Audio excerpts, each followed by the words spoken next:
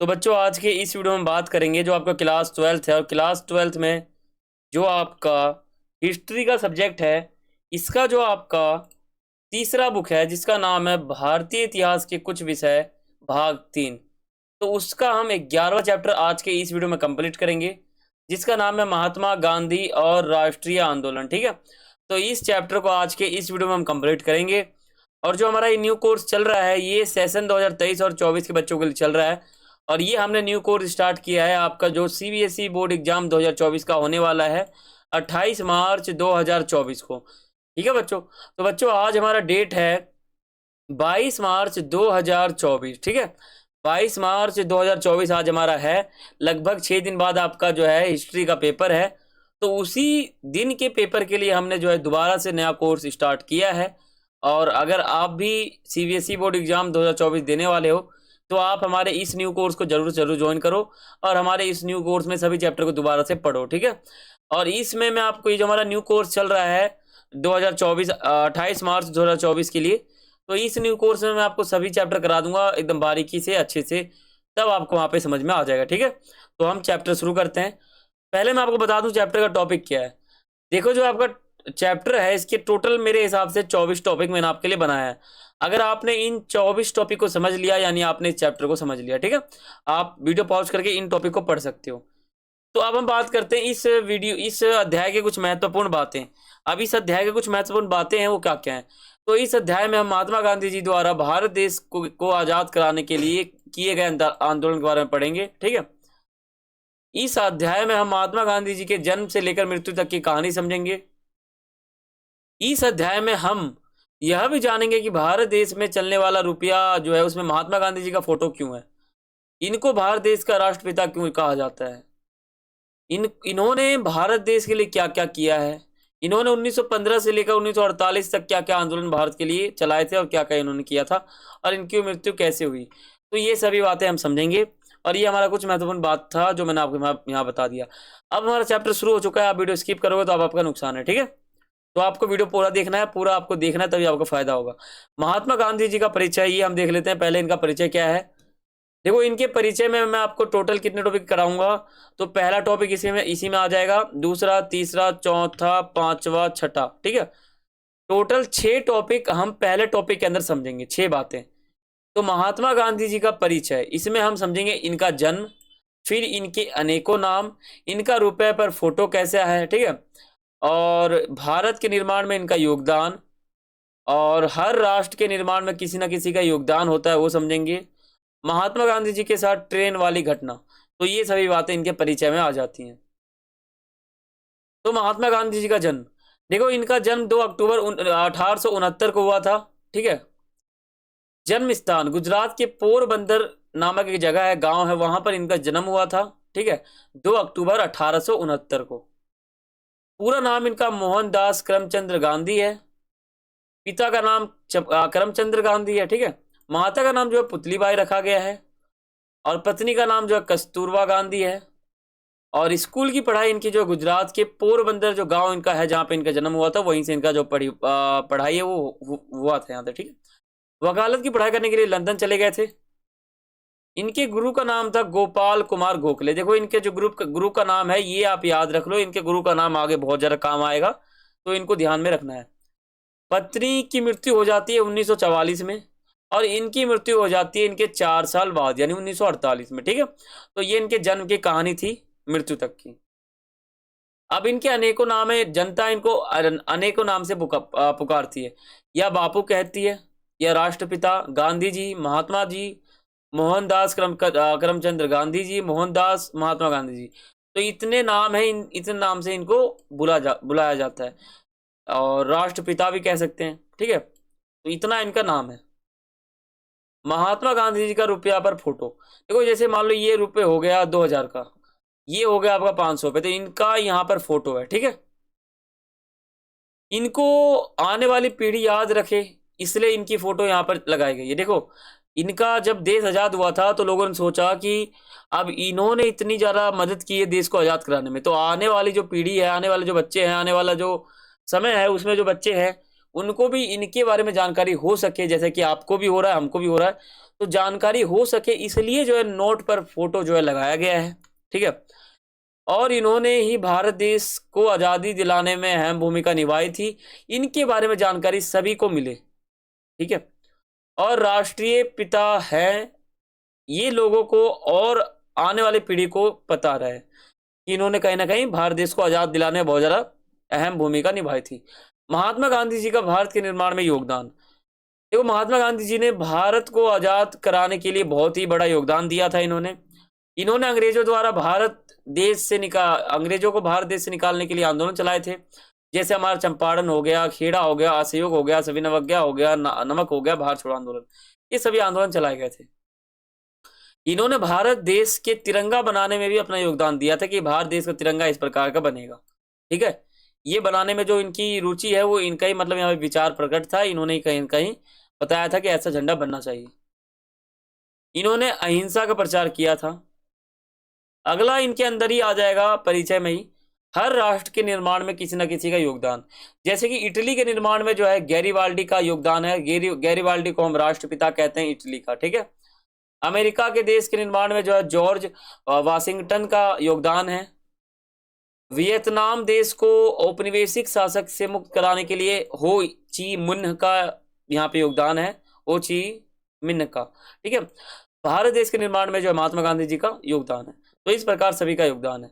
महात्मा गांधी जी के साथ ट्रेन वाली घटना, इस घटना ने ही महात्मा गांधी जी को महान बनाया था, आपको पता होना चाहिए। क्योंकि जब ये ट्रेन में यात्रा कर रहे थे तब अंग्रेज भी बहुत सारे ट्रेन में ही थे। तब उन्होंने क्या किया, गांधी जी को ट्रेन से जो है बाहर फेंक दिया। ठीक है, तब ही महात्मा गांधी जी ने अंग्रेजों को भारत से भगाने का इन्होंने सोचा था, प्रण जो है वो लिया था। तब ये जब 1915 को जो है दक्षिण अफ्रीका से भारत लौटे थे, इन्होंने भारत का 2 साल तक दौरा किया था। ठीक है, फिर इन्होंने देखा था और फिर जाके इन्होंने 1917 से आंदोलन शुरू कर दिया था। ठीक है, तो बच्चों यहाँ पर मैंने आपको एक चीज दिखा रहा हूँ, ये आपका एक काल क्रमानुसार चीज है, आपके बुक में दे रखा है कि ये कब आते हैं दक्षिण अफ्रीका से, क्या करते हैं, कैसे कैसे करते हैं, क्या क्या होता है, पूरा एक सीरीज हिसाब से दे रखा है। गांधी इरविन समझौता हो गया, गवर्नमेंट ऑफ इंडिया एक्ट लागू किया जाता है इस समय, भारत छोड़ो आंदोलन, सभी एकदम सिस्टम तरीके से यहाँ पे लागू होता है। तो ये चार्ट आप देख लो। अब हम वीडियो शुरू करते हैं और इसके बाद, ठीक है, अब मैं आपको हर चीज एकदम यहां से बताऊंगा काल क्रमानुसार से कि पहले क्या हुआ, फिर क्या हुआ, फिर क्या हुआ। तो मैं आपको शुरू से बताऊंगा। ठीक है, देखो पहले समझते हैं हम दूसरा टॉपिक। अब शुरू होता है हमारा, अब मैं आपको हर चीज बताऊंगा। देखो दूसरा टॉपिक, राष्ट्रीय आंदोलन का अर्थ। अभी मैंने आपको क्या बताया, अभी मैंने आपको सिर्फ इनका परिचय बताया महात्मा गांधी जी का। ठीक है, इनका परिचय जो भी था मैंने आपको बता दिया। और अब हम आंदोलन समझते हैं, क्योंकि इस चैप्टर में कुछ नहीं है, महात्मा गांधी जी का जो है एक परिचय है और सिर्फ आंदोलन है। ठीक है, तो राष्ट्रीय आंदोलन का अर्थ क्या होता है? देखो, ऐसा आंदोलन जो किसी एक देश के अंदर किया जाता है राष्ट्रीय आंदोलन कहलाता है। ठीक है, राष्ट्रवाद का क्या अर्थ होता है? राष्ट्रवाद को नेशनलिज्म भी कहा जाता है, यानी अपने देश के प्रति दया, आदर, सम्मान का भाव रखना राष्ट्रवाद कहलाता है। ठीक है, अगला टॉपिक आपके सामने है, स्वयं की उद्घोषणा करता है एक नेता। ठीक है, तो यहां पर क्या होता है, ये समय 1915 का है। इस समय क्या होता है, गांधी जी जो है दक्षिण अफ्रीका से आ जाते हैं। और अब क्या होता है, तो जब महात्मा गांधी जी लंदन से वकालत की पढ़ाई करके भारत आते हैं तो क्या होता है, तब उनको भारत देश में नौकरी नहीं मिल रही होती है। फिर क्या होता है, तो महात्मा गांधी जी नौकरी की तलाश में विदेश गए थे। फिर 1893 में मोहनदास करमचंद गांधी जी 2 दशक विदेश में रहने के बाद जनवरी 1915 में भारत वापस आते हैं। इन वर्षों का अधिकांश हिस्सा उन्होंने दक्षिण अफ्रीका में ही बिताया था। ठीक है, फिर आगे क्या कहानी था आप इसको देख के यहाँ पे पढ़ सकते हो। फिर आगे कहानी आप यहाँ पे देख सकते हो, ये इनके आने के बाद की कहानी है। ठीक है, अब यहाँ पे क्या होता है, जब ये आते हैं भारत तो स्वदेशी आंदोलन चल रहा होता है भारत देश के अंदर, जिसमें 3 प्रमुख नेता होते हैं। ठीक है, पाल, ठीक है, पाल और लाल, इनको शॉर्ट फॉर्म में बाल, पाल, लाल भी कह रहे थे। यानी बाल गंगाधर तिलक, बिपिन चंद्र पाल, लाला लाजपत राय, इन तीनों को शॉर्ट फॉर्म में बाल, लाल, पाल, ठीक है, कह रहे थे। यहाँ पे समझ गए। तो स्वदेशी आंदोलन चल रहा होता है जब महात्मा गांधी जी जो है देश के अंदर आते हैं, तो क्या माहौल रहता है, तब ये सभी यहाँ पे शामिल होते हैं, बाल, पाल, लाल। ठीक है। इन लोगों ने अंग्रेजी शासक के प्रति लड़ाकू विरोध का समर्थन किया था। अब देखो, लेकिन कुछ उदारवादी समूह थे जो लगातार प्रयास करने की हिमायत देते थे। ठीक है, उसमें गोपाल कृष्ण गोखले भी आ जाएंगे और मोहम्मद अली जिन्ना भी, ये भी आ जाएंगे। ठीक है, गोपाल कृष्ण गोखले ये इनके गुरु थे। ठीक है, महात्मा गांधी जी के गुरु गोपाल कृष्ण गोखले थे। इन्होंने ही महात्मा गांधी जी के एक जी को क्या किया था, 1 वर्ष तक ब्रिटिश भारत यात्रा करने की सलाह दी थी, जिससे कि महात्मा गांधी जी इस भूमि और यहाँ के लोगों के बारे में जान सके, यहाँ के लोग क्या समझते हैं, इनकी समस्या मतलब क्या है। अब बनारस में क्या होता है, हिंदू विश्वविद्यालय का उद्घाटन होता है, तब महात्मा गांधी जी को यहाँ पे बुलाया जाता है। तो उस समय क्या माहौल होता है आप यहाँ पे देख के पढ़ सकते हो। ये आंदोलन में अपना जब इनकी बारी आती है बोलने की, तो यहाँ पर ये बोलते हैं, फिर ये बात कहते हैं यहाँ पर। ठीक है, यहाँ आगे देख सकते हो, ये जो है हमारा, जब हिंदू विश्वविद्यालय बनारस में स्थापित होता है, बनता है, तो वहाँ पर उद्घाटन के लिए महात्मा गांधी जी को बुलाया गया है। तो वहाँ पर क्या होता है, कैसा माहौल रहता है, वो आप यहाँ पे देख के पढ़ सकते हो। ठीक है, ये आगे का लाइन है, तो ये सब आप यहाँ पे पढ़ सकते हो। अगला टॉपिक आपके सामने है चंपारण और खेड़ा आंदोलन। तो चंपारण आंदोलन और खेड़ा आंदोलन क्या था, आप यहाँ पर देख के पढ़ सकते हो। इसमें 2 अभियान था, पहला दूसरा अभियान। ठीक है, असहयोग आंदोलन, देखो असहयोग आंदोलन की शुरुआत और अंत। असहयोग आंदोलन शुरू कैसे हुआ, ठीक है, फिर खत्म कब हो जाता है, ये आप यहाँ पे देख के एक सीरीज वाइज यहाँ पे पढ़ सकते हो। ठीक है, ये पूरा इसी के बारे में आगे आप देख सकते हो, फिर आगे आपको देखने को मिल जाएगा। अब असहयोग आंदोलन को वापस लेने का सबसे बड़ा कारण हमारा था चोरी चोरा कांड। ठीक है, 4 फरवरी 1922 को हुआ था ये, जिसके कारण क्या होता है कि असहयोग आंदोलन वापस लेना पड़ जाता है ना। तो ये आप पढ़ सकते हो, चोरी चोरा कांड क्या है, हत्याकांड। ठीक है, और इसमें मेन बात यहाँ पे आपको दिख रहा है। अब देखो अगला टॉपिक है, ए जन नेता के रूप में गांधी जी। जन मतलब जनता, नेता मतलब लीडर, यानी जनता के लीडर। ठीक है, यहां पर इनका नाम महात्मा गांधी पड़ गया है। ठीक है, अब ये कैसे जन नेता के रूप में आते हैं, इनका नाम कैसे पड़ता है, सब आप यहाँ पे देख के आराम से पढ़ सकते हो। ठीक है, ये भी आगे आपको देखने को मिल रहा है। इतिहास इतिहासकार शाहिद अमीन का गांधी जी के प्रति नजरिया, इनका नजरिया किस प्रकार का है, आप यहाँ पे देख के आराम से पढ़ सकते हो। ये इतिहासकार हैं। ठीक है, तो ये क्या सोचते हैं, क्या इनका नजर है, वो आप यहाँ पे देख के आराम से पढ़ सकते हो। महात्मा गांधी जी के चमत्कारी शक्ति के बारे में कुछ अफवाहें थी। क्या था, लोग सोचते थे कि महात्मा गांधी जी के पास क्या है कि कुछ चमत्कारी शक्तियां हैं। ठीक है, लेकिन असलियत में ऐसा कुछ नहीं था, उनके पास कोई भी चमत्कारी शक्तियां नहीं थी, ये अफवाह फैला हुआ था। तो क्या क्या अफवाह था, क्या क्या चमत्कारी शक्ति वाला अफवाह था, वो समझते हैं। तो देखो अफवाह यहाँ पे आप पढ़ सकते हो, ये पूरा लाइन बुक का है, इसमें पूरा अफवाह लिखा हुआ है, क्या क्या इनके प्रति अफवाह था, क्या क्या लोग सोचते थे, वो सब यहाँ पे था। ठीक है, आगे आप देख सकते हो, ये पूरा आपको यहाँ पे पढ़ने को मिल जाएगा, इनके अफवाह का ही टॉपिक है ये। ठीक है, एग्जाम्पल देखो, ये अफवाह है, यहाँ देखो, ये पहला अफवाह, दूसरा, तीसरा, चौथा, ये 5 अफवाहें थी जो लोगों के मन के अंदर एक तरह से बना हुआ था।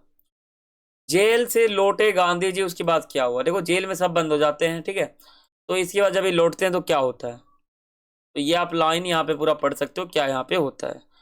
कांग्रेस का लाहौर अधिवेशन 1929 में हो जाता है, सविनय अवज्ञा आंदोलन के समय ही कांग्रेस का लाहौर अधिवेशन। तो लाहौर अधिवेशन क्या होता है, लाहौर में स्थापित किया गया था, कांग्रेस का अधिवेशन था इसमें। ठीक है, 1929 में के अंत में जो है कांग्रेस ने अपना वार्षिक अधिवेशन लाहौर शहर में किया था 1929 में। ठीक है, नमक सत्याग्रह, देखो नमक कानून क्या था, यह वह कानून था जिसके माध्यम से नमक के उत्पादन और विक्रय पर राज्यों को एक अधिकार दिया गया, यानी अंग्रेज को एक अधिकार दिया गया था। तो यही एक नमक कानून था। ठीक है, जिनको महात्मा गांधी जी ने तोड़ दिया था। नमक या दांडी यात्रा, ये भी यही हमारा। ठीक है, ये कब चलाया, तो 12 मार्च 1930 को चलाया गया था। ठीक है, ये आप देख सकते हो।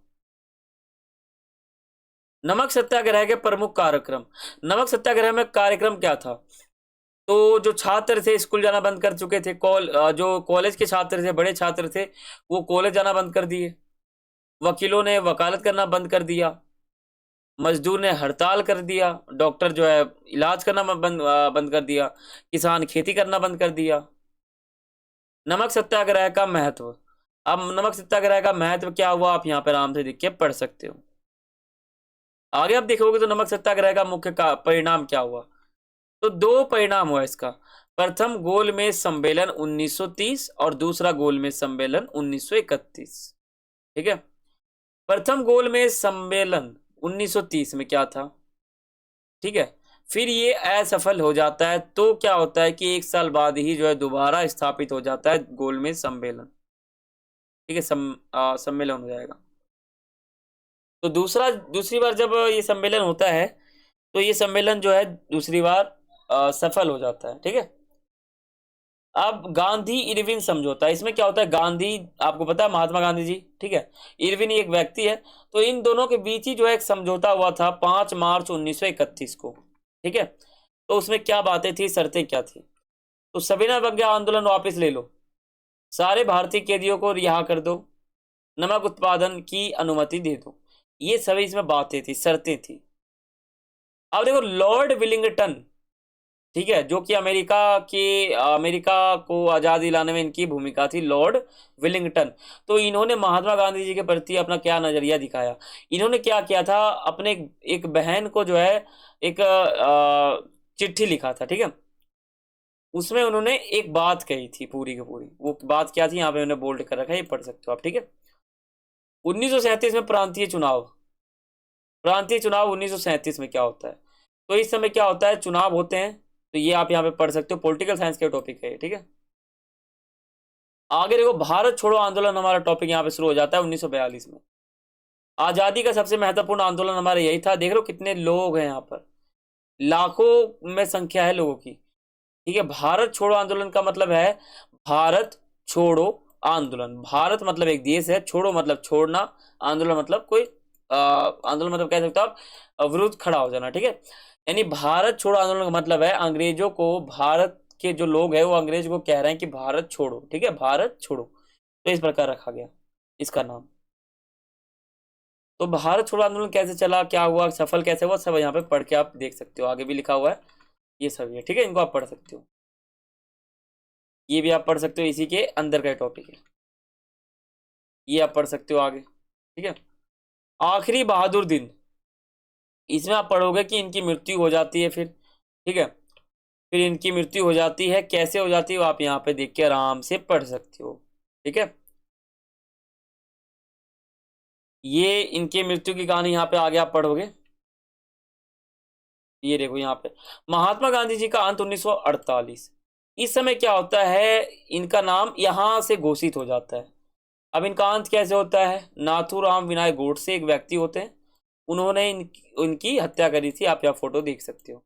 ठीक है, तो यहाँ पर क्या होता है, इनका अंत हो जाता है। ठीक है, और इन्होंने जो भी अपना योगदान भारत के प्रति दिया है उनको हम आज भी बुक के नज़र से, बुक के जरिए, ठीक है, या पैसे पे इनका फोटो है उनके जरिए इनको समझते हैं, इनके बारे में पढ़ते हैं, इनके बारे में जानते हैं। ठीक है, तो ये हमारा यहाँ पर पूरा का पूरा अध्याय था जो मैंने आपको यहाँ पढ़ा दिया है।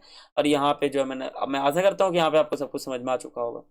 अब एक टॉपिक यहाँ पे ये है, महात्मा गांधी जी के व्यक्तित्व के बारे में जानकारी प्राप्त करने के सबसे महत्वपूर्ण स्रोत क्या है। तो स्रोत सबसे महत्वपूर्ण क्या है, सार्वजनिक स्वर और निजी लेखन, छवि गणना, पुलिस की नज़र से, अखबारों से। तो ये सभी ऐसे चीज़ें हैं जिनसे हम महात्मा गांधी जी के पर्सनैलिटी के बारे में जानकारी प्राप्त कर सकते हैं।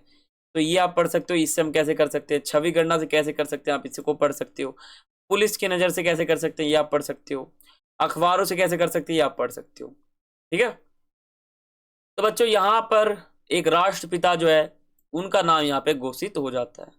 तो बच्चों यहाँ पर हमारा अध्याय समाप्त हुआ। आशा करता हूँ आपको समझ में आ चुका होगा। वीडियो अच्छा लगा तो वीडियो को लाइक कर सकते हो, चैनल पर नए हो सब्सक्राइब कर सकते हो, बेल आइकन पर क्लिक कर सकते हो, जिससे हमारे वीडियो का नोटिफिकेशन आपको मिलता रहेगा और आपको कहीं ना कहीं फायदा होता रहेगा। तो बच्चों मैं आशा करता हूँ कि आपको समझ में आ चुका होगा, हमारे वीडियो से आपको बहुत ज़्यादा फायदा वो हुआ होगा।